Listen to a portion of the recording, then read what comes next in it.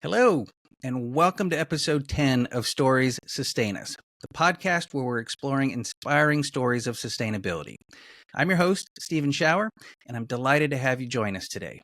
In today's episode, we have an exceptional guest who has been making significant contributions to the field of aquatic biology and environmental restoration. Shaun Donovan is here to share his journey and insights. One of Shaun's standout projects is the San Antonio River Improvements Project, specifically the Mission Reach section.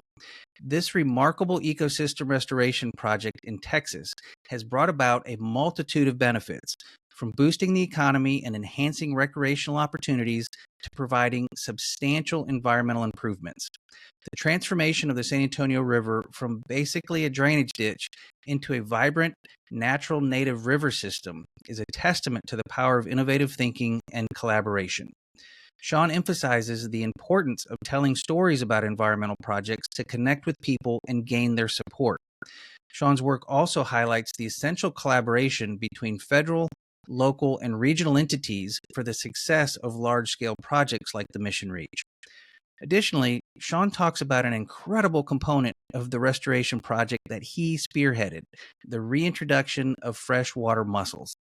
Mussels are a vital indicator of river health, and the work Shaun is accomplishing showcases the project's commitment to ecological integrity. Let me tell you a bit more about Shaun before we dive into this fascinating environmental success story. Shaun Donovan is the manager of the Environmental Sciences Department at the San Antonio River Authority, where he has worked since 2012. The Environmental Sciences Department is responsible for the collection, analysis, quality assurance, and data management of the River Authority's environmental data, including routine and stormwater quality, fish, freshwater mussels, aquatic insect, and habitat surveys, and other special projects based on various community and organizational needs. Shaun received his bachelor's and master's degree from Texas A&M University, Corpus Christi. He is a certified fisheries professional and an active member of the American Fisheries Society, and he's a certified project management professional as well. Shaun is a friend and a former work colleague, and the project we're talking about today is so very near and dear to me. I spent over 15 years of my career working on the San Antonio River Improvements Project. It is an incredible project, and I'm so very grateful to have Shaun join us today to talk about it. So let's dive into Shaun Donovan's story here on Stories Sustain Us, where we are inspiring action through the power of storytelling. Welcome, Shaun. How are you doing? Welcome to Stories Sustain Us. Thanks for joining me today.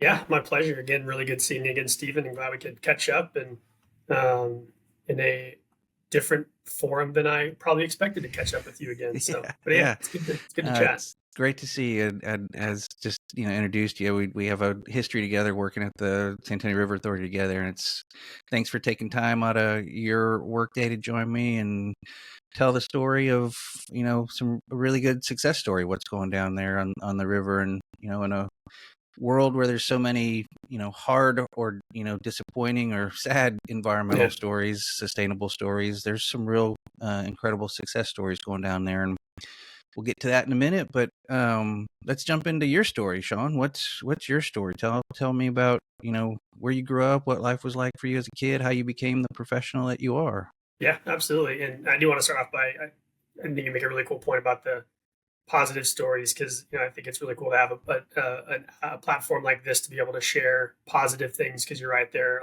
Unfortunately, a lot of the environmental things you hear about are the doom and gloom and the negative sides of the current world we're living in, and the environmental ecological issues that are there, as opposed to the success stories and accomplishments. So it's a really cool work that you're doing with the podcast. So again, appreciate you having me on. Yeah, right on. Thanks. So I'm originally from San Antonio. I was actually born in Japan. My parents came over to San Antonio when I was 4 or 5 months old, so no recollection over there. Air Force Military. family, and Yeah. But I was very lucky. My parents both decided to kind of do different tours. My dad was in the Middle East, mom was in Korea off and on, so we could stay here. So I've been in San Antonio my whole life, and it's kind of funny that looking back, a lot of my formative kind of environmental experiences or things growing up was not San Antonio. With San Antonio, my brother and I are both soccer players, so that was our lives here. Yeah. Were sports, soccer, and doing things like that, playing basketball and younger but older, soccer every weekend. And so whenever we were free in the summertime, we'd go to the Northeast. My dad's from Massachusetts, mom's from New York. And so my earliest environmental outdoor memories were all, streams and creeks and lakes and forests in the Northeast. None of them really in San Antonio. I remember fishing for brook trout and rainbow trout, but I never really did any fishing for catfish or channel catfish or Sure. bass or anything. So it's kind of funny that a lot of where my professional life is in Texas, my kind of connection to that started in the Northeast. And the only things that really helped, I say the only thing, one of the big things that helped me really connect was the opportunities, the amusement kind of opportunities that were nature related. So the Whitty Museum here in San Antonio, Yeah. Great museum. SeaWorld. My brother and I did like the SeaWorld camps when we were younger, and you did a 4 or 5 day camp at SeaWorld for the summertime. And Thursday night you get to do a sleepover inside the penguin exhibit viewing area or the aquarium viewing area. So those are very indelible memories for me growing up as a kid. And that was like the big spark. I remember being a kid and saying forever I'm going to be a marine biologist, going to be a marine biologist. And that's kind of where my passion started. And so whenever I was looking for colleges, I had 2 requirements. It was, can I play soccer somewhere, which not really, no, wasn't very good. So I wasn't going to go play college soccer. And then can I go somewhere where they have a biology program? I ended up kind of narrowing it down to 2 places. There was a place called Spring Hill College in Alabama that had some soccer that I could play over there. But a buddy of mine was going to in Corpus Christi, and we ended up decided to go together. And so I went to In Corpus for college, and that's whenever the connection to the actual industry and really getting my feet wet in a lot of different places, literally and figuratively, started down in Corpus. And loved that place. It's the campus is an actual island where we were the islanders, but it's surrounded by bay. So there's Oso Bay system right behind it. There's Corpus Christi Bay right in front of it. So you were literally surrounded by the thing I went there to study. And I loved that, and I got really fortunate. I volunteered in an environmental microbiology lab when I was a junior or sophomore, I think maybe a sophomore. And then I got my first job in the field. I was making $5.25 an hour working in an environmental microbiology lab. And the funny thing is I always look back, and that's probably one of the biggest resume points for me that ended up getting me a job at the River Authority was volunteering or working for $5 an hour in an environmental microbiology lab. And I just, I never thought that would be the thing that would help me land a job that I've now been here for 12 years. But I did that for a little bit. Then in my end of my junior year, going into my senior year, I got an opportunity to do what's called an REU, or research experience for undergraduates. And really, really lucked out on that, because it's funny, there's always these turns and there's always these turns in life where it's like, you think you have this big downside of, I was applying for a Texas Parks and Wildlife Department internship. And I was down to the final 2, and it was like a young professionals internship, and I ended up not getting it. And I was super bitter because the person who got it was a decade older than me. I was like, wait a minute, they're not a young professional. Being this snotty 21-year-old kid, not getting an internship. But then a few weeks later, I got this REU, this research experience for undergraduates, to work in a fish assemblage lab. So, fish assemblages are what species of fish make up this group of organisms in a river or in a creek or in a bay or in the ocean. That's the assemblage of fish.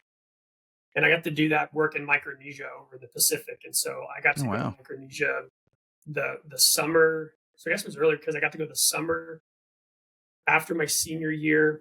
And then the first summer of graduate school, I got to go to Micronesia to do this work. And that's when I was over there, I fell into this project. That was my professor at the time.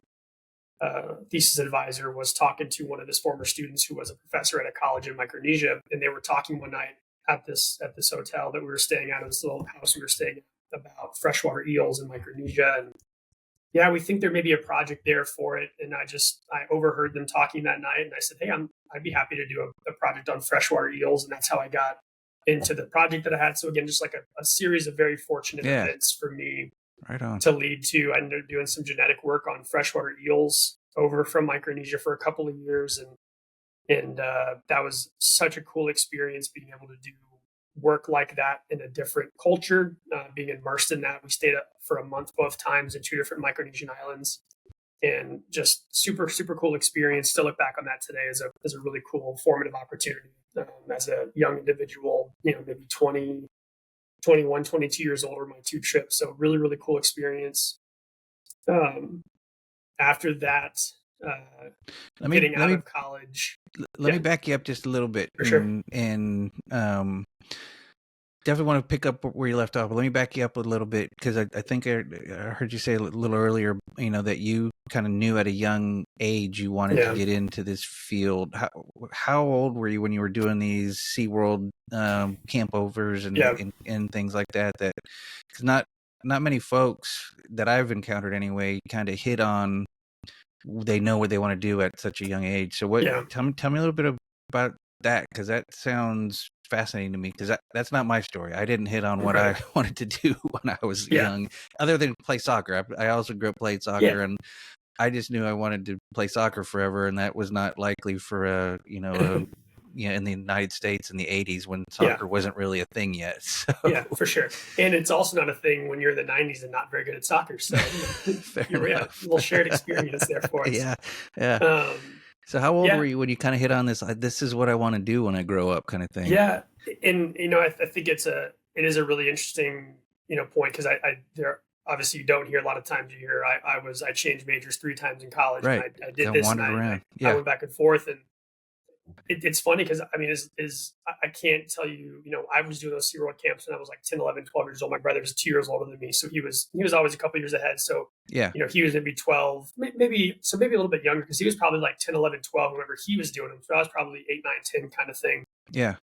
And it was always fascinating to me. It was always, I was a huge fan of water too. Yeah. So just like being in water, going to pools. Our a couple that my parents had a really good relationship with, Terry and Grady, kind of like our second parents. They had a pool in their backyard, and my brother and I would be there, and we'd be in the pool for as long as they would possibly let us. And so like the water always fascinated me. And then going to those camps, it was so cool. And again, going back to Massachusetts and going fishing with my dad and like those creeks and brooks, and I would fish for a little bit, but then I would just like go walk in the creek, and I would go pick things up. And I remember my brother was playing a soccer game in Austin.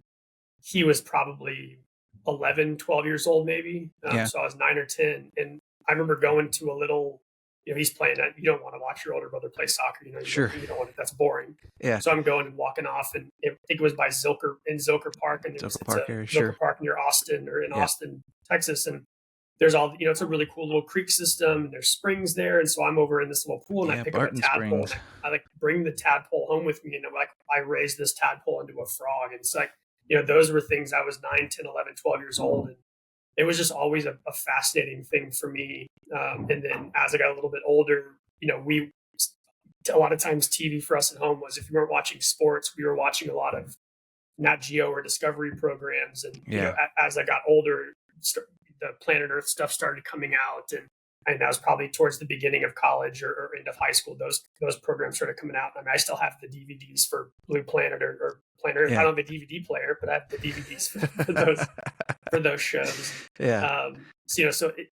Ever since I can remember, that was my goal. And I went into school I wanted to be a marine biologist, and I got to my degrees are in marine biology and general biology. And so I consider myself very fortunate to be able to have found and connected with that passion. Yeah. When I was a little kid, and my parents were really great about providing us opportunities to explore those types of things. Again, going to a SeaWorld camp, obviously the fortunate part of living in San Antonio, and my mom and dad, really stretching themselves. And I think if you talk to people in the Air Force, two young individuals in the Air Force aren't making a ton of money. So, I mean, my parents were able to stretch and do things for my brother and I like that. And so, I mean, hugely beneficial to have parents that were really committed to the passions that we had. And again, our passions were sports. And then for me, it was the natural world, and more particularly the aquatic and marine worlds that were just always a fascination point for me.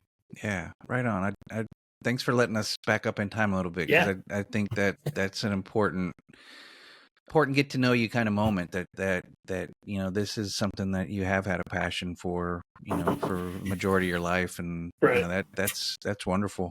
So Yeah. tell them hi, whoever that is. Yeah, for sure. Okay. And the other part that's interesting too is that we have a Hutton Scholar. Hutton Scholars through the American Fisheries Society program, Yeah, they're at the River Authority. and yeah, the high school, they're high school students. So we get a high school student for 8 weeks at a time, and we have Angel Acosta as our current Hutton Scholar. And so it's really cool talking to him, and he's come into my office yesterday. And he's like, "Hey, I want to go to school. I'm thinking about going to Corpus Christi, and I want to know, how do you connect to this?" Is like, man, you we're having the conversation. I'm telling him, you don't realize like how far ahead of the game you are. Where you have an internship when you're 17 years old. Yeah. You're talking to professionals, you're getting feedback and things. And I told him, like, when I was 17 years old, like, I was interested in these things, but I wasn't like actively pursuing this passion, getting ready to go to school. But he's doing an internship and he's doing all these kinds of things. So I told him, try as many things as you can. If you have if you have the window of what you're interested in, you don't want to be an accountant, you don't want to be a banker, you don't want to be a lawyer. You're interested in this environmental world, but then try to expose yourself to as many of those different things Sure. as you can, because you never know what's going to really, trigger as a true passion or a true interest. And so it's really cool seeing now, like, that generation. I mean, I talk like I'm the old head. I'm only 38 years old, but he's 17. And so we were like, oh my goodness, I was graduating my bachelor's degree when he was born. So, Yeah. and I'm sure that's like, that's a cyclical thing for the generation of people, in their 30s and 40s and 50s in the workforce that are looking at the young people like, oh my goodness. But it's super cool seeing people like that at that age have that passion. And even then is like how values driven that generation is really cool. I want to work for a company that supports the things that I support and has sustainability measures. And like, I think that's a super cool thing to see. And so talking to that generation's fun, especially as you reflect back to what was I doing when I was 17? What was I doing when I was 20? What was I doing when I was 25? And, but yeah, I'm very fortunate that I was able to connect with the passion young, and then again, be able to find the opportunities to continue to again, do what I'm passionate about today, and have some really cool opportunities to accomplish some really cool things that are advancing the environmental health of the community that is my home and also my workplace. And so that's a lot of really cool confluences in my life for sure. Yeah, right on. I appreciate that kind of Gen Z, how they approach life as well. I had guest on a couple episodes ago that we talked about that too. That's just how impressed we are with young folks. And I had even earlier had a guest on who was a 20-year-old youth activist in the UK, and she's doing more at 20. Yeah. She rattled off this list of everything she's doing, and she's like, "Oh, I'm sure this is not that much compared to other people you talk to." And I'm like, "No, you just did more in 18 months than most people have done in many, many decades." So it's like your resume is longer than mine still is. Yeah. So it's like it's pretty impressive. So it is impressive to see the younger generation just jumping in, and getting involved. So back to you, I guess, as a younger person. You were finishing up in Micronesia. Thanks for that little diversion back in time a little bit. I appreciate it. But you were finishing up your work in Micronesia, I think, is where we left the story. So pick us up again. Where are we going next? For sure, yeah. And so at that point in time I graduated my master's degree in 2010. And the semester I was finishing up my thesis, I did some work here back in San Antonio at Camp Bullis. Is a military installation that is for Army training. So it's a very natural space in the middle of, it's a natural space very much in the middle of not natural spaces in northern San Antonio, where you have these huge developments around it, and endangered species called a golden cheek warbler there. So I was doing surveys on Camp Bullis, and then the next part was like this was another just like pivotal moment of where I could have gone. So I was looking for jobs in the summer of 2010, and I'll always remember where I was when this happened. Is I was like applying. I probably applied for like 75 jobs over the course of a few months, and I was like, man, what's going to happen? What's going to happen? And I was applying for jobs literally all over the world, trying to find something in the career field. So I get to this point where I was like down to my last few bucks, and I was like, I don't want to keep rely on my parents to keep me afloat, and so I was like, what am I going to do? I'm going to do so. I was applying for these jobs and I was getting an occasional interview. I had an interview with a group called the Gulf and South Atlantic Fisheries Foundation. And then I also had an interview for a local pest control company. And I was like, I really don't want to do, with all due respect to the pest controllers, it's a necessary profession. I just didn't want to do it. Yeah. It wasn't my thing. Was it marine biology related? It was not marine biology related. It was like I went on a practice, like basically like a shadow day. And I'm like crawling through I'm not a small person for people who haven't met me before. I'm not short and I'm not narrow. And it was like I was like going in crawl spaces to like set like traps for mice, and it was like summer in Texas, and I was miserable.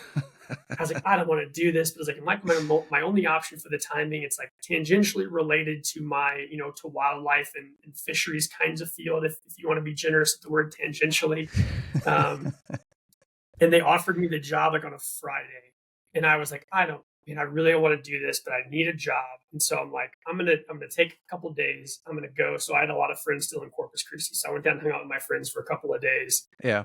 And it was Monday morning, and I'm like, I'm gonna have to call these people later today and accept this position. I got a call that morning on a Monday back from the Gulf and South Atlantic Fisheries Foundation offering me a job as a marine fisheries observer.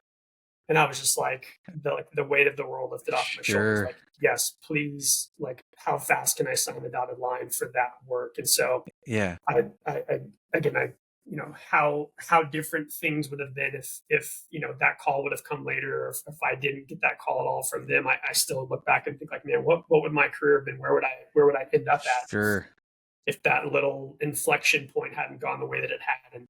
And so I did that for a couple of years, and that was a really cool job. I was able to work on commercial shrimping boats. I would go offshore with them for my longest trip, I think, in one go was 28 days offshore. I did a trip where we were back and forth for about 42 days offshore, back and forth, and we were offshore for maybe 40 of those 42 days. But we were doing work with what are called bycatch reduction devices and turtle excluder devices. And then we were doing called electronic logbook program, where we would see, anything that isn't shrimp and on a shrimp boat is considered bycatch. So how much of that bycatch were sport fish, like red snapper or redfish or speckled sea trout, and what percentage of that bycatch were sharks. And so some of those were endangered species or threatened species. And so you would kind of keep track of that bycatch on those boats. I did that for a couple of years. It was a super cool job. A lot of really cool kind of stories and cool pictures and just experiences with that. So I loved that job, but it was where were you kind of ported at? Where were you going, getting in and out of port? Yeah, we were. So I did a few trips out of Freeport, Texas, which is kind of Galveston, Houston area. So Northeast Texas coast. And then I would do some other ones, Bon Secour, Alabama, Houma, Louisiana. So just all Gulf Coast stuff for that job. But it was really cool. You get a call and you're going to go meet a boat in Alabama and you're going to leave. And so it was a really cool kind of unknown thing. You got to meet some very cool, very interesting people. It was a fun job for a young single individual. Was a good 2-year experience. Were the shrimp boat folks, eager to have you on board, or were they just like, who's this guy that's messing with our business? Right. But, the guy who was my supervisor as I was a contract employee, but the guy who I coordinated with the Gulf and South Atlantic Fisheries Foundation was named Daniel Parsley, and he said, the good thing is there's observers and there's dam observers. And so he said, we're observers because we actually paid the captains and the boats for us to be on their boat. Oh, yeah. So we would pay them $150 a day. So no matter how the fishing was, they made $150 a day from us. Now that's not a lot of money, but it's better than sure. You're a paying passenger. Yeah, exactly. The dam observers were like NOAA and the National Marine Fisheries Service. The regulators.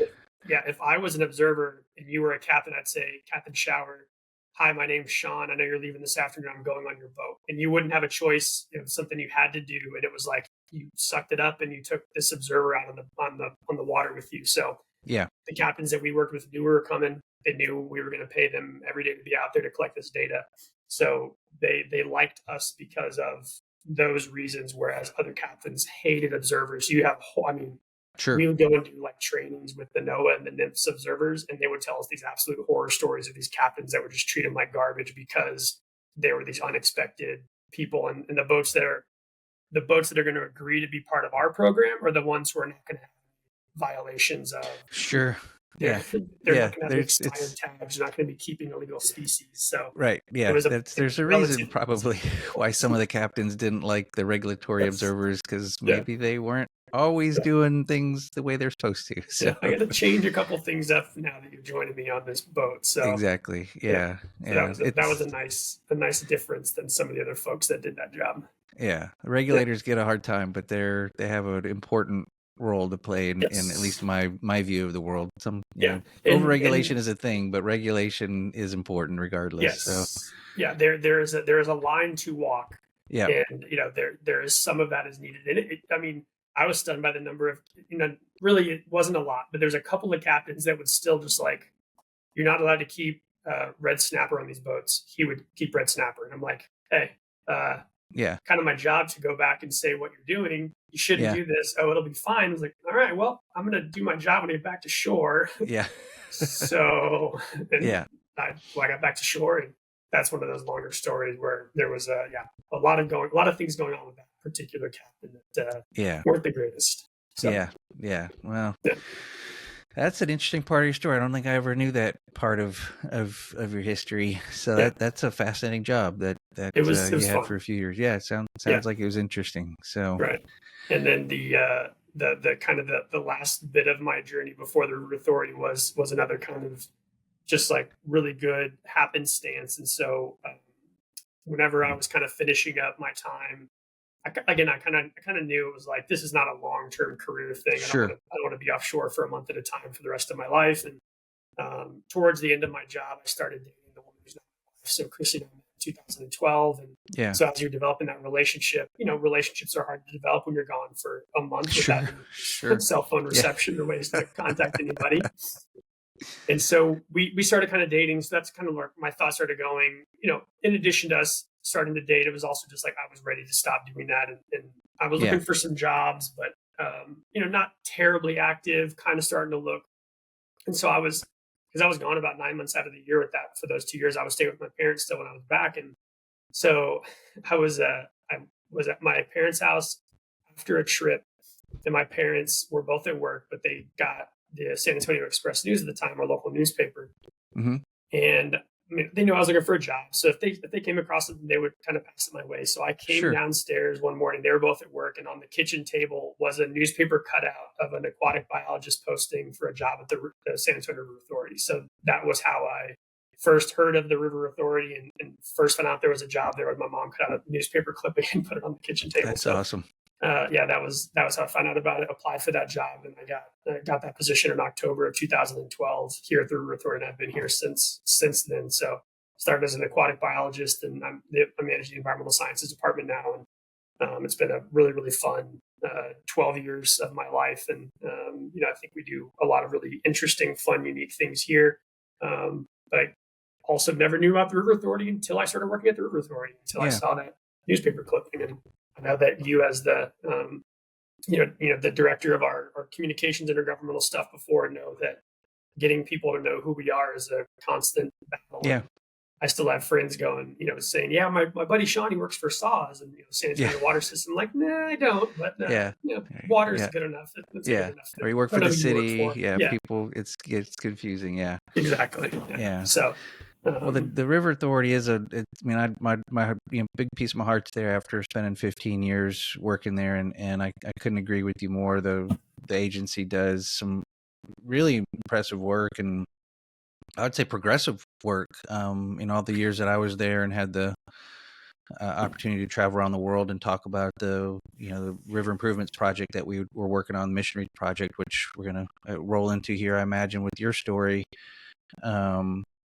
Even now when I'm here in Seattle and still in the water world and what I do here and tell people about what I used to do, the reaction was like, you did that in Texas? Because Texas obviously has this reputation of being right of center politically, and Yep. when you tell the story that you're getting ready to tell about this really amazing environmental work that has benefits for economics and has benefits for recreation. I mean, it's really this wonderful example of the triple bottom line kind of coming together, this amazing project that benefits people, planet, and economically the city.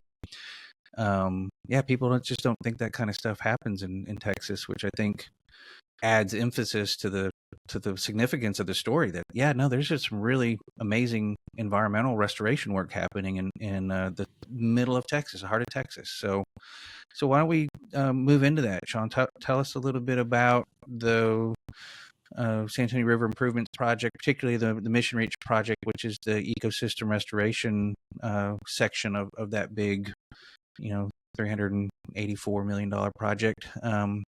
I won't talk about it because I spent most of my life talking about it, but I will let you tell everybody about it now that I don't work there anymore, and it's your job to promote it. So what is the San Antonio River Improvements Project and the Mission Reach section? What is that? And the floor is yours. I'll stop talking. Yeah, no, you're good. And obviously, because you obviously have more, you had a longer background while that project was active than I certainly did. And so, you can, I think you can definitely add more context and nuance than I can. And obviously, I think we can collaborate to tell that part of the story, and then, pick up some things with, more recent last few years. But yeah, I mean, and, I think your point is really well taken too. Is you hear a lot of these things that there's from a distance everything, unfortunately everything seems blue and red, black and white, if you will, and there are, as you get closer to things, there are, like with anything in life, there's nuance that people lose when you're looking at it from a distance. And there are a lot of really cool environmental success stories in Texas, and we're very fortunate to be a part of a number of those. And but yeah, I mean, the big one, the big feather in the cap of the San Antonio community, and I say San Antonio, but really expand that to San Antonio and Southeast, Bear, Wilson, Karnes, and Goliad are the four counties of our political jurisdiction, and so it's a regional success story. But at the same time, it's a federal success story because it is largely a federally funded project with Bear County dollars and City of San Antonio dollars and River Authority dollars, and so these collaborations are there, in a lot of states, not just the ones that are, the blue states aren't the only ones that are doing these environmental positive things. And, it's also, it's a valuing of nature. I think one thing that, I know this is maybe a little bit of a tangent up front prior to the full Mission Reach story, but we've been doing some of these things recently about telling the story of,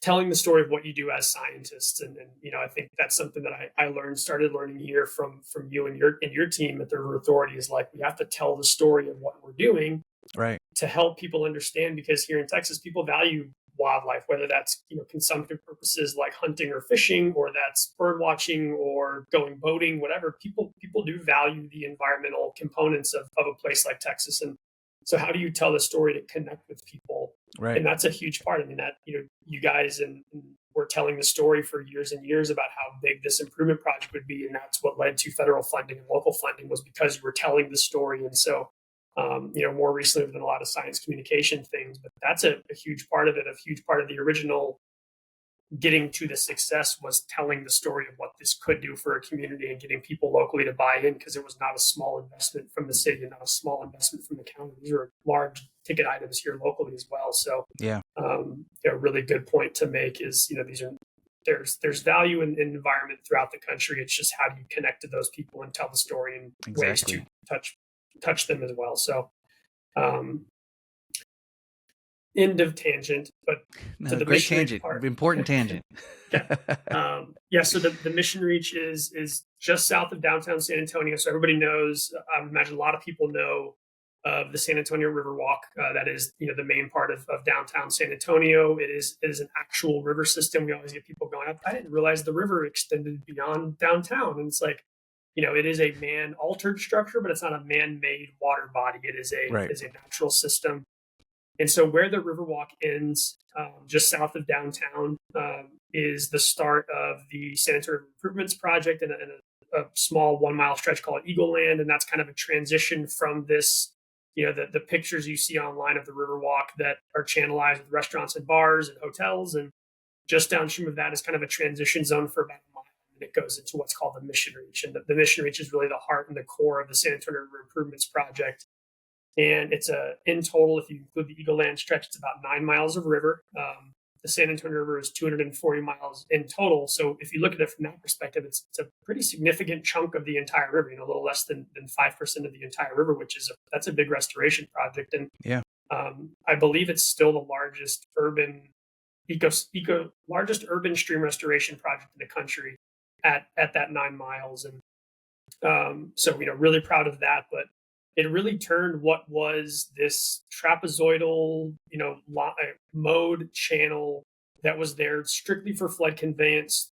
From starting in the 30s, there was all sorts of flood conveyance work done in San Antonio that really just the focus was get water out of downtown as fast as you possibly can. There was really devastating financial floods and loss of life floods in downtown. And so that's what the river was a flood conveyance channel, get things out, protect downtown San Antonio as much as you can. And the Mission Reach Improvement Project changed that to make that trapezoidal channel into a more of a natural river system, and put in some meanders and some bends, and put in riffle structures, and have riffle runs, pools, and glide, kind of a natural function of the ecosystem. That you pointed out earlier, and I know Steve Graham, a former interim general manager and assistant general manager, deputy general manager, all of the titles at the River Authority.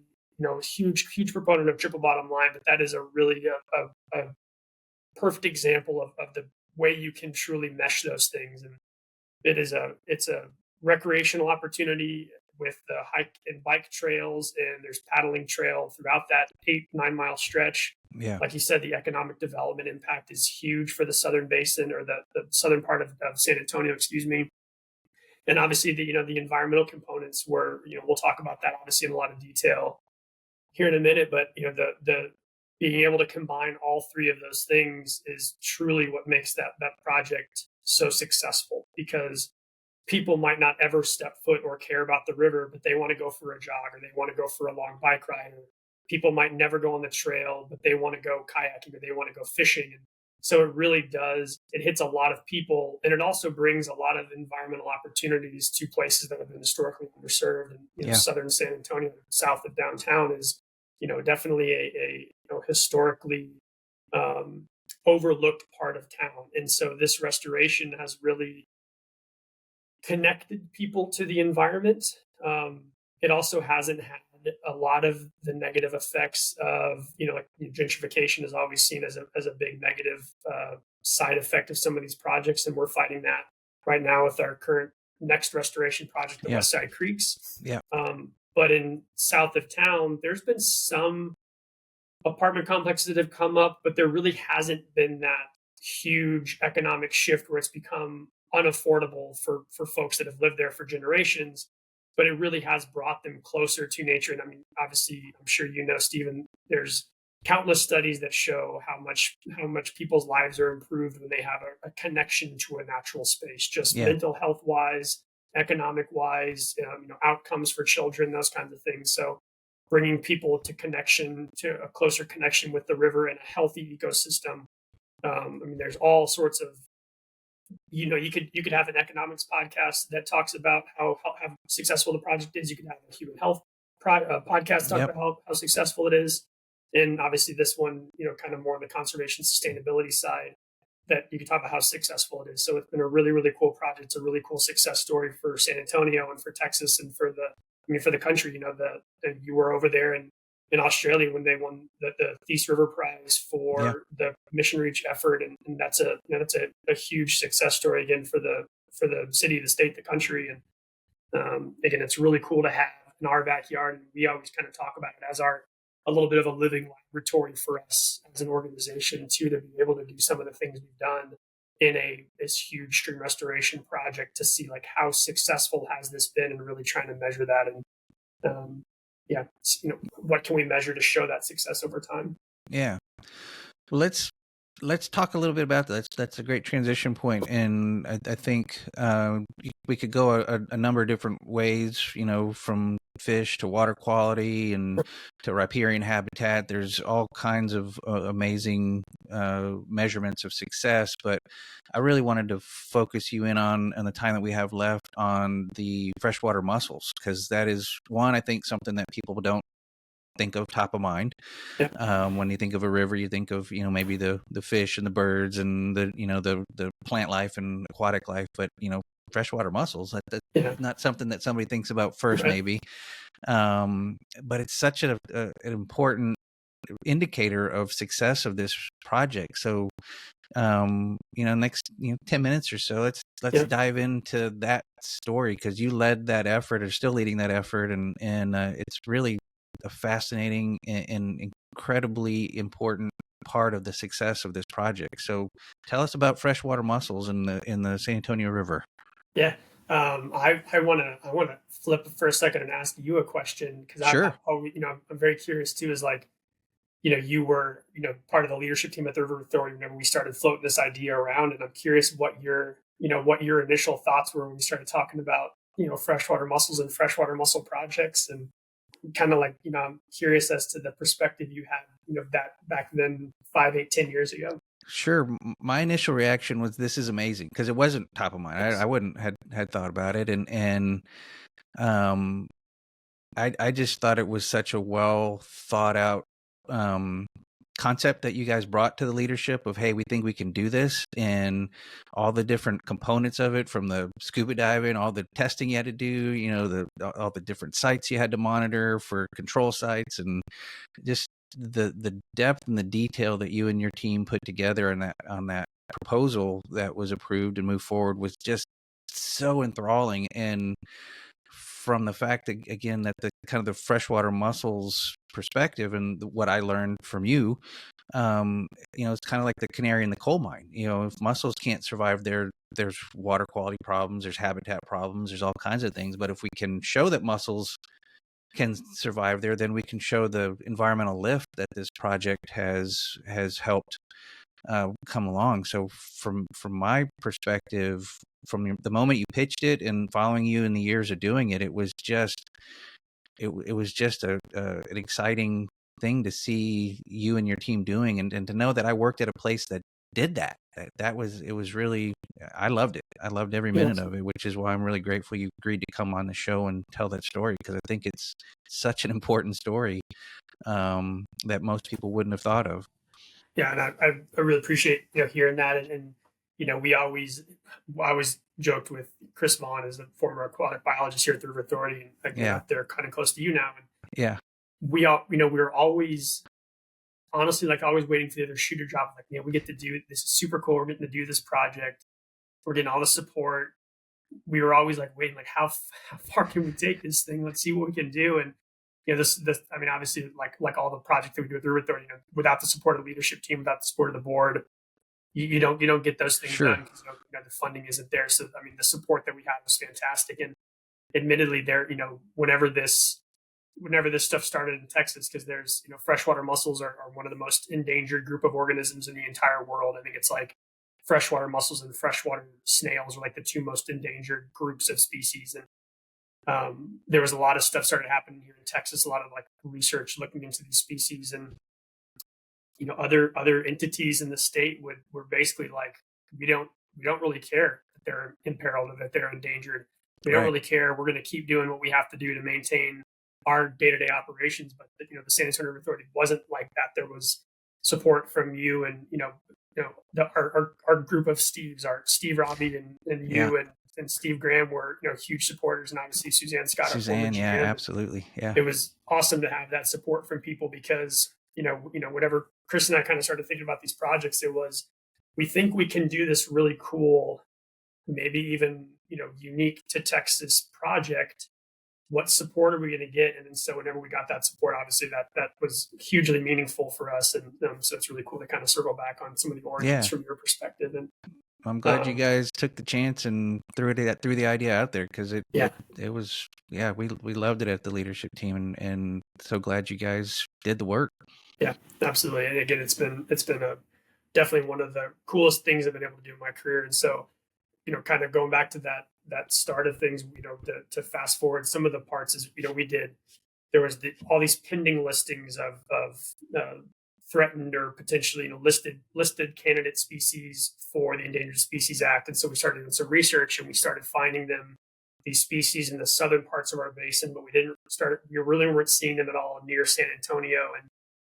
And with the Mission Reach Restoration Project, we started kind of thinking there's this huge restored area, and then there's these old called remnant channels. So because of the channelization over the years we talked about, a lot of these bends and curves that used to be part of the main stem were cut off for that trapezoidal channelization to get water out of town. Yeah. We didn't see any mussels in the Mission Reach. Makes sense. It was completely dewatered for the construction, but we were seeing these mussels in these little remnant channels. And so we kind of started thinking like, maybe there's a chance that because of this restoration project, that maybe the water quality is good enough. Maybe the habitat's good enough. Maybe the sediment quality is good enough. And so that's when we kind of came up with this idea of we call it the Mission Reach Mussel Survivability Study, where we put we have the four most common species in our basin, our southern basin. We put them in these devices in the Mission Reach in three different locations. And then we had a controlled site down in Goliad, and we know the population's healthy. Goliad's maybe 150 river miles south of San Antonio. Yeah. And, to your point earlier of, the why mussels are so important is they're filter feeders. So they are, canary in coal mines, a great phrase for that. If the dissolved oxygen drops somewhere, a fish can go swim somewhere else. They can go find better habitat. A turtle can get out of the water, and all the other organisms have kind of defense mechanisms. Well, a mussel can move, but not much. It may move, the size of an office in a day. Some mussels move more than others, but they're pretty stable organisms. So if something happens, they're not going to survive, and so they are that kind of like, this is the true measure of if this project was successful, and if these mussels can live here, this is the kind of the pinnacle of success. And so we did this survivability study. So we started seeing results, and like one of our sites was growing about the same as our Goliad site, which was really encouraging because that's a healthy population. This is growing the same, so that means this is a healthy population. And our other site was just like taking off. It was growing so much faster than the control site, which was like, this is amazing. And then even one day we went out there and we saw, we were doing a weight check. We would measure the length and the weight of our mussels every quarter, so 4 times a year. Yeah. We went out there, we were measuring one of our mussels they call yellow sand shell. And we looked at it, like, this looks kind of weird with some of the tissue inside the mussel. And we kind of opened it up a little bit and saw it, and it was actually gravid. So gravid is basically pregnant. So it was a gravid female. And we saw we never thought we'd see that in the study. It was just about growth. Can they survive and can they grow? And then sure enough, they're actually reproducing. They're reproducing in the river. It was like this mind-blowing thing. And we were being out there with some of the guys, and there's these guys, Larry, Chris, Austin, and myself were out there like looking just floored by this. And so super excited about it. After we had success with that, I mean, we did toxicology work. Like I said, we have a robust water quality program at the River Authority. Yeah. We do fish surveys because, to not get into detail too much, mussels are what are called obligate parasitic reproducers. So they have to parasitize a fish at some point in their life cycle so they can take nutrients off of the fish to transform from a larval mussel to a juvenile mussel where they drop off. And so fish are important. So we're doing fish surveys, and all these things were happening while we were doing the survivability study. And then we were already partnering with U.S. Fish and Wildlife Service to start developing some of these grow out techniques, because this happens a lot in like the Midwest. There's a great hatchery for this in Wisconsin. There's a great one in Virginia. Like those are kind of like the pinnacle of these Fish and Wildlife Service locations that do this propagation work for threatened and endangered species. There's a ton of this work in Alabama and Tennessee, and these states that have these super diverse mussel populations, but it really hadn't been done much here in Texas. So we were working with Fish and Wildlife Service to develop some of these methodologies. For the other part too is we were working with common species around the country. We don't have a threatened or endangered species in our basin, but we know that there's this woman, Rosalie Barrow Edge, is this 1920s, 1930s conservationist and suffragist, and she has this quote says, "The time to conserve a species is while it is still common." If you wait until there's 100 left of a species, it's going to be much harder to conserve it than when there's 100,000 of them left and you just protect their habitat or protect that group. Right. So we wanted to work with these common organisms. So because they were common, there wasn't a lot of work for reproduction done on them. So we've worked with Fish and Wildlife Service now for 7 years, 6 or 7 years, to develop those techniques. And this year, we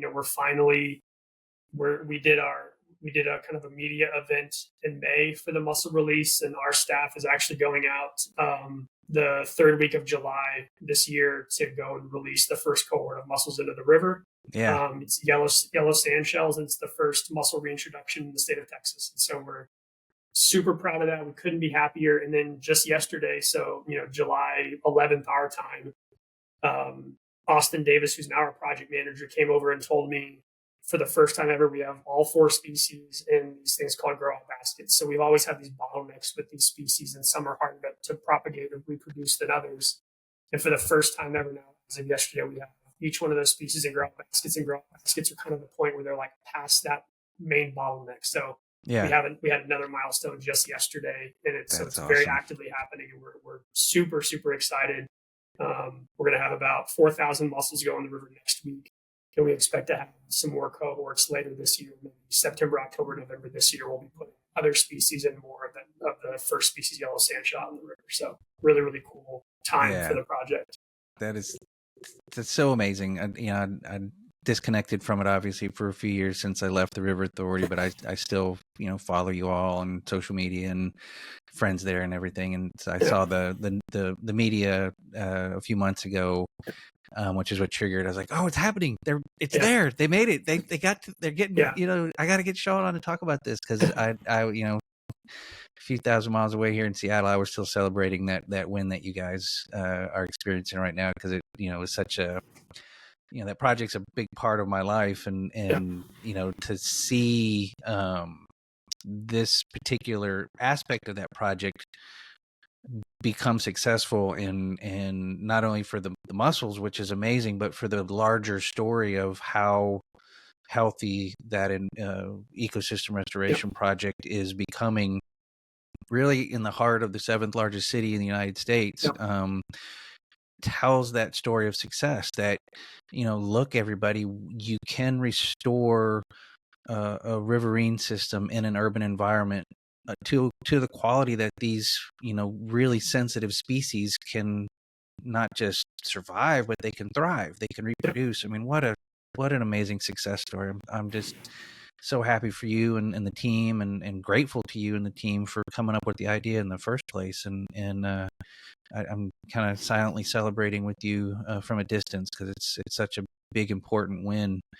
And I'm just happy for you guys. So and it's really cool you reaching out, because there was a moment where we were doing that media event. So we're down by the river, and we had like a River Authority podium. We were having the regional director from U.S. Fish and Wildlife Service, Amy Luter's there, and our GM now, Derek Bays, and our chairman of our board, Jim Campbell. And I'm not part of like the press conference part at all. We're there. We're going to do some photo ops afterwards, and I had an opportunity to kind of like step back and just see. And we had Parks and Wildlife, and we had Fish and Wildlife Service there, and some of our River Authority partners and the media. And it was a bit of an emotional moment for me, like sitting back and stepping back, because a lot of the people who made the project happen are not here anymore. And again, our essentially our entire executive team has turned over, with a couple of exceptions, but and that's not to say that our current executive team does not support the project. No, of course not. Very proud of it, but it's cool thinking back to yourself and the executive team we had, and then again talking about Chris Vaughn as a project manager and a biologist, that him and I kind of came up with these ideas at the beginning, and our biologists who helped us with the work throughout, and then the people who are here now who are carrying this, and it's not like it's been one or two people who have done the lion's share of this work. It really has been our utilities operation, who does our wastewater treatment facilities, welded the instruments that we put the mussels in for the survivability study. Our watershed and park operation team was involved in helping us with site access and getting instruments and getting gear into the water. And it was an organizational success story. It was again a community success story. Absolutely. Like you said, it shows 7th largest city in the country, and then the San Antonio River does not have the greatest reputation even amongst the citizens of San Antonio. You have this muddy water, dirty river, and Charles Barkley such a always commented on it. Charles Barkley, Mark Cuban taking shots at us. Yeah. But it is such a cool thing, and it was an opportunity to like sit back, literally and figuratively, at that media event and like look at the group and think of things. And Steve Graham is still here local, and him and I catch up, and we were able to talk about the success of this project and the support that we've had. And again, it was really cool having you reaching out, because again, you were part of the project and part of the support of the project, and the early days of advertising for this and talking about what we were doing, and really getting that community message out there. So it's really cool to sit back and reflect on the number of people and the amount of hours, the amount of resources that go into this, that ultimately is a really cool conservation success story that had, the it takes a village term obviously applies very, very aptly here. And so it's a really cool thing to reflect back on. You're making me tear up, dude. Yeah. It's awesome, man. I'm telling you. It is. I'm so proud of that project. From that perspective, we've been doing this from the surveys part themselves, we've been doing this stuff for a decade. Yeah. It's been from surveys starting in 2014 was our first approved project. And in 2017 of survivability, in the last few years, this reintroduction effort. So it really is the culmination of a decade of work. And, the unfortunate part, we're such a instant gratification society. Yeah. That these things don't. That's one of the biggest parts is we've had the rope to do this, where a lot of people could have said 5 years ago, we're going to pull the plug. We don't have any tangible results. There's not mussels in the river. We're going to pull the plug, and we didn't. We never did. Our board didn't. Our executive team didn't. Our staff didn't. We kept moving forward, and now we're like, we're finally bearing the fruits of our labor over the years, and that's such a cool thing to reflect back on. And Chris and I joke, because part of this project was our first draft of the project was on a cocktail napkin on a plane coming back from a conference in Kansas City, or from a conference in maybe Portland, coming back from a conference together. That was when we started kind of brainstorming this whole thing, and here we are, and it's such a cool community success story. Yeah, well, it is an amazing story, and thank you for your leadership from day one to present day. It takes somebody to have the idea and the know-how and the ability to do it, and yes, you had a whole lot of support around you, but there needs to be someone with the vision and the know-how to get it done, and you and your team of incredibly talented, knowledgeable scientists got it done, and there's clearly more work to be done everywhere around the world. Certainly on the San Antonio River is no exception, but it's good to every once in a while pause and celebrate the victories, because as we talked about at the beginning, victories are hard to come by sometimes in the environmental world. So when you have one like you've experienced with the mussels and the whole Mission Reach ecosystem restoration project, you need to celebrate those and let the world know that it's possible. As we're trying to figure out how to move forward sustainably, into the future. This is an ongoing example for people to follow, which is why the project won that global award, because it was recognized as something that globally people should be looking at on what to do in cities. So thank you for all your dedication and passion and effort to be such an important part of that. So I appreciate all that, Stephen, for sure. Yeah. So the time we have left, since we want to celebrate wins, but we also want to, hopefully people listening to this or watching to this, are tearing up like I am and feel inspired. They want to go attack something and do something to help. What can I do to help? Yeah. So what can people do either to support you at the San Antonio River Authority, or support their local freshwater system, or just what's your call to action for people to do here now that they've heard this story? Yeah, I think there's two levels of calls to action. We talk about environmental things. Obviously, there's the what can I do? That's the, I say easier, because the second one is we'll talk about in a second, is a much bigger lift. But think about where you are. Think about the system you interact with, and how what are the little things you can do to ensure that you individually, or your family or friends or your community are taking those little steps to protect, a local water body, or a local, whether your thing is a water body or a forest or a meadow, something I think we all have to some level of visceral connection to some part of nature, and Yeah. there's nothing too small. We always talk about, put plants, put plants, native flowers on your back porch if you have an apartment. Put it, go and try to be involved in a community garden.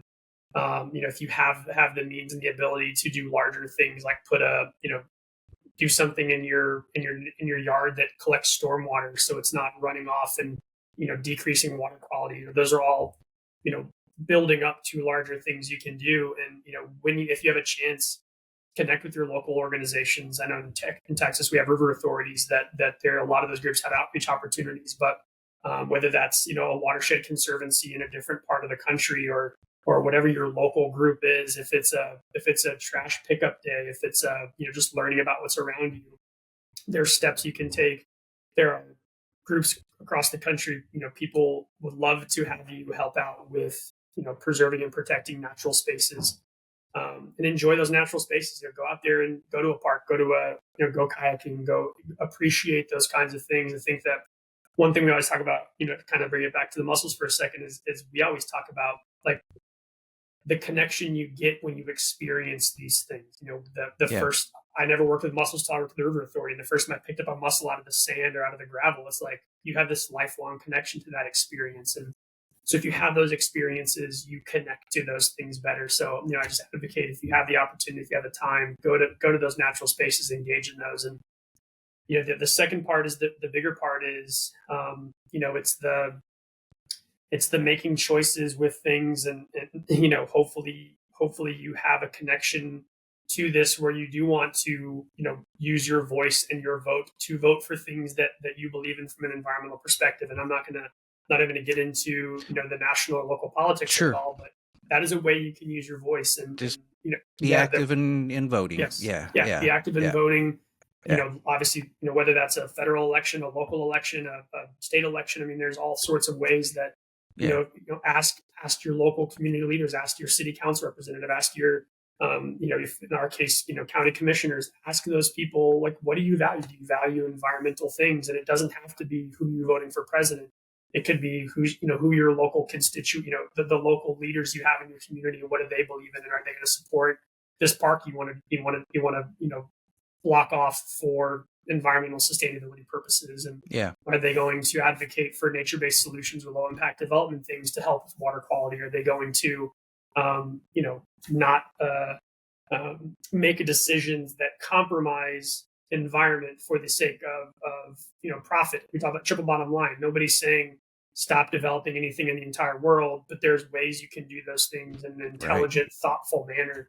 Advocate for those things. Again, that's harder because it takes a lot of people to get there. And you can spend your dollars conscientiously and try to work with organizations that share your values. You talk about value driven generations that are coming up behind us who think a whole heck of a lot more about that stuff than we did when we were kids. And that's such a cool thing to see, that people are understanding, like, if I'm going to spend my dollars at your organization or with your company, you have to have the same beliefs that I do. I think that's great.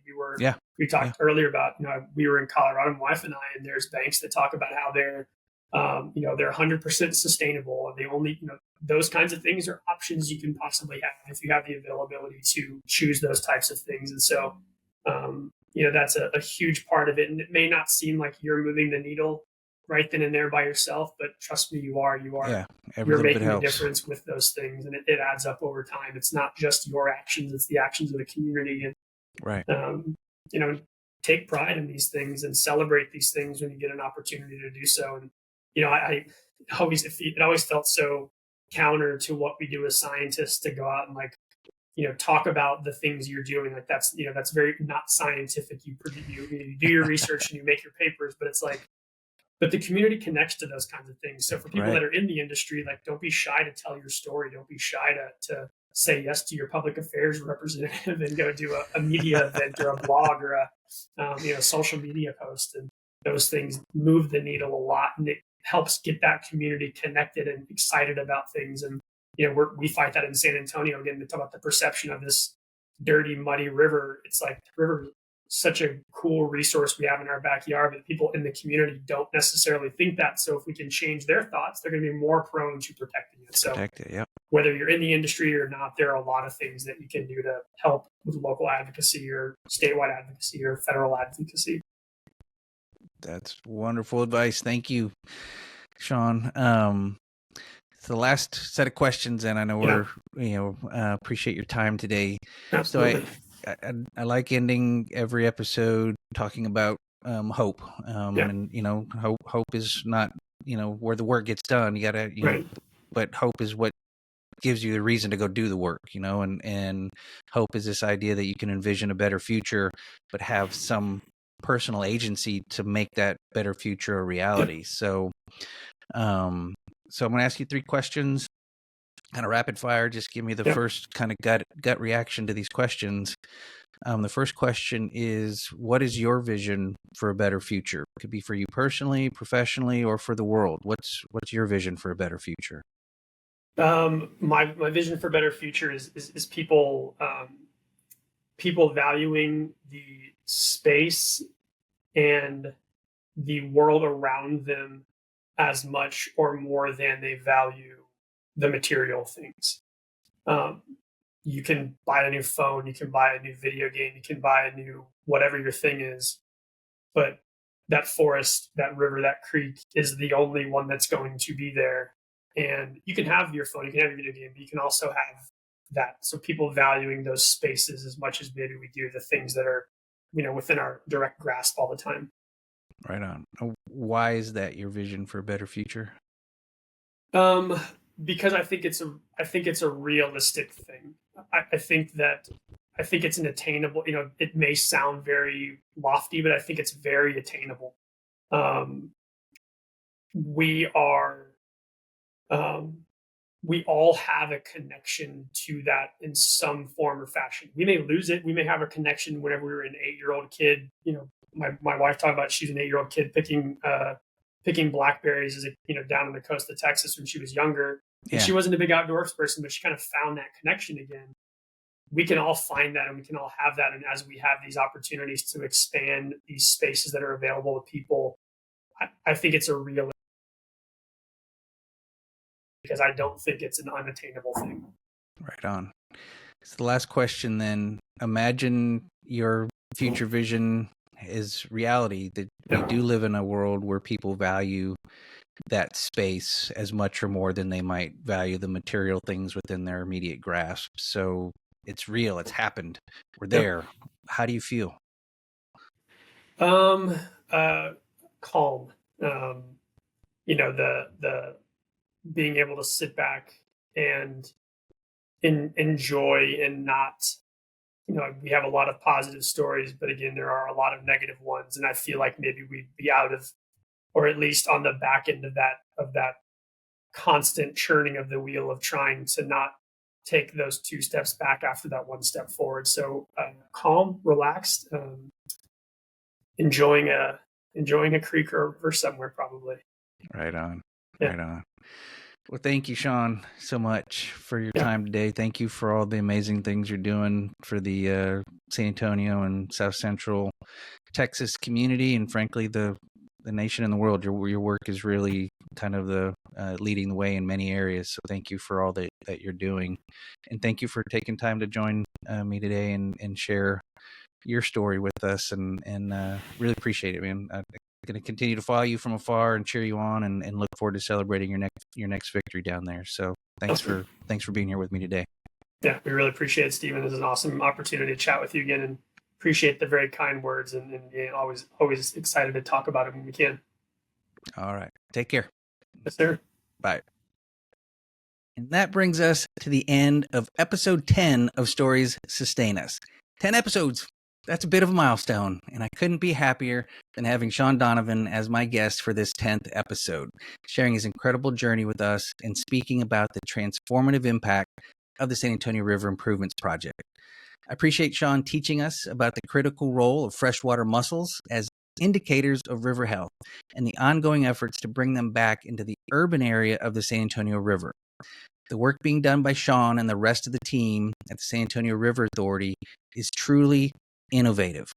That word gets thrown around a bunch, but in this case, it is the right word to use. And I know that personally because I was there for over 15 years. So maybe I'm a bit biased. But working on that project for over 15 years, I saw firsthand all of the innovative thinking and collaborative work that went in to make that happen. It was a massive project that involved multiple agencies, multiple people across the city of San Antonio, Bexar County, the River Authority, which is a regional entity, our partners at the federal government. It just involved an incredible amount of people all coming together to do this amazing ecosystem restoration work. And one of the highlights of my professional career, up to this point anyway, is undoubtedly the opportunity that I was given to be in Brisbane, Australia in September of 2017. I guess that's almost 7 years ago now. And I was there and had the honor and privilege of accepting the International River Prize on behalf of the San Antonio River, the River Authority, and the community, everybody who worked on that project. That project was recognized as being one of the most innovative projects in the world that was really looking at that triple bottom line, balancing people, planet, and profit. And every aspect of that is really captured in this project. We only really talked about the freshwater mussel work today with Shaun, which is really fascinating and fun and innovative. And I thought you as an audience would enjoy it because it's something different. How often you get to talk about freshwater mussels? But we could just have easily have talked about other aquatic species that are showing an incredible rebound in an urban area because of this ecosystem restoration project. The Guadalupe bass was reintroduced and it's thriving. Other fish species that weren't reintroduced but have migrated back up the river now that the habitat is there for them to be healthy and to survive. Other fish species are coming back into that section of the river, including one sensitive species, the log perch. It's a very water quality sensitive species, and it was identified in being in that area of the river as well. So there's fish species that are coming back in addition to the aquatic, the freshwater mussels that Shaun is working on.